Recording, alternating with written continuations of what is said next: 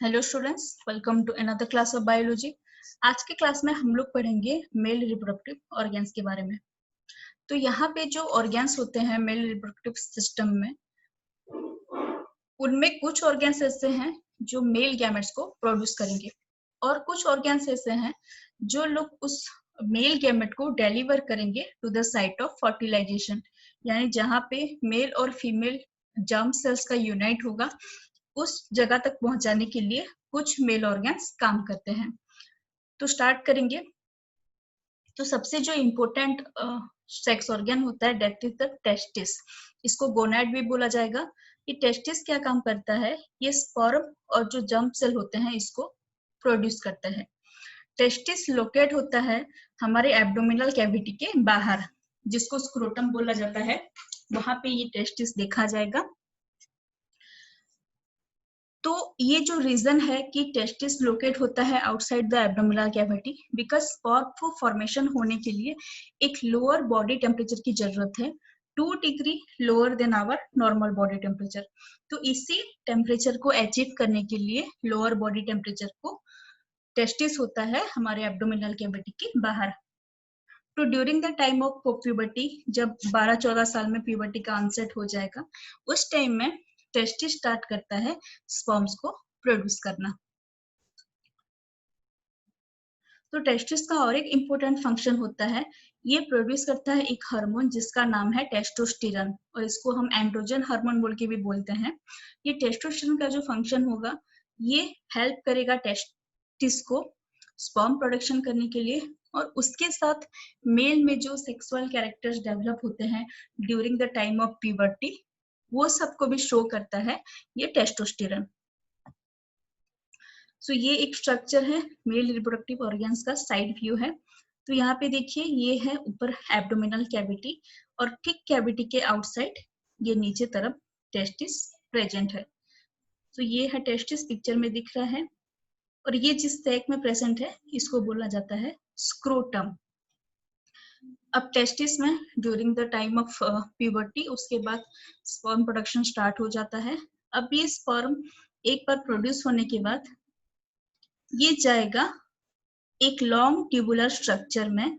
This is the vas deferens, और यहाँ पे देखिए डक्टस डिफरेंस लिखा है, जिसको भास डिफरेंस भी बोला जाता है। तो ये भास डिफरेंस ये होता है एसेंडेंट फॉर्म में, यानी ये नीचे से ऊपर की तरफ जाएगा, और ये ज्वाइन कर रहा है आके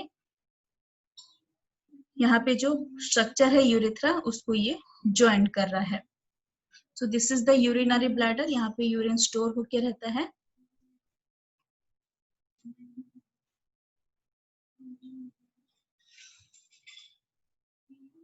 तो यहाँ पे हम लोग क्या देखेंगे, ये जो स्पर्म प्रोड्यूस हो गया टेस्टिस में, ये डिलीवर हुआ थ्रू द वाल्स डिफरेंस, और ये क्या करेगा, एक ट्यूब के साथ यूनाइट करेगा जो कि हमारे यूरिनरी ब्लैडर से आ रहा है। तो ये जो ट्यूब है देखिए, ये लॉन्ग ट्यूबुलर स्ट्रक्चर जो यूरिनरी ब्लैडर से निकला है और टोटली पेनिस की तरफ रन कर रहा है, this is called as urethra, और यही कॉमन पैसेज होता है फॉर द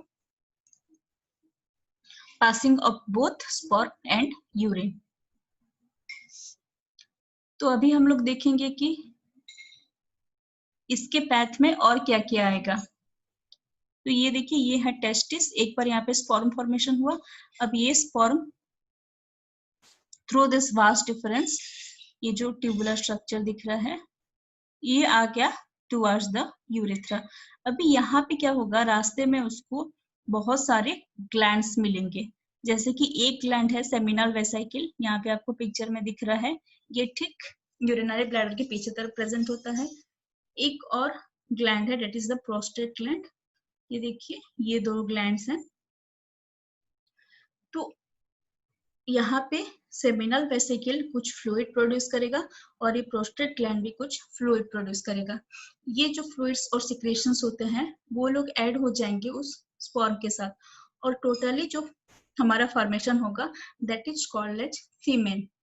और ये जो सेमिनल वेसिकल होता है, इसके जो सिक्रेशंस होंगे ये न्यूट्रिशन भी प्रोवाइड करते हैं स्पर्म को, उसके साथ प्रोस्टेट ग्लैंड का भी जो सिक्रेशंस होता है ये भी हेल्प करता है स्पर्म को टू इजीली ट्रांसपोर्ट।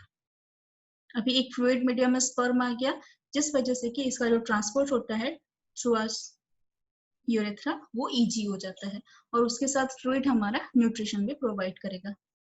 अब ऐसे थ्रू द यूरेथ्रा ये आ गया पेनिस में, और थ्रू द ओपनिंग ये रिलीज हो जाएगा बाहर की तरफ towards the vagina during the time of intercourse.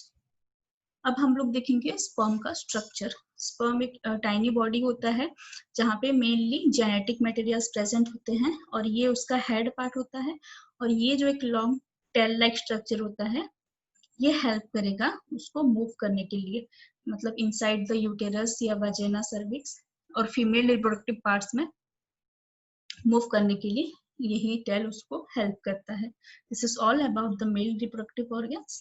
Thank you.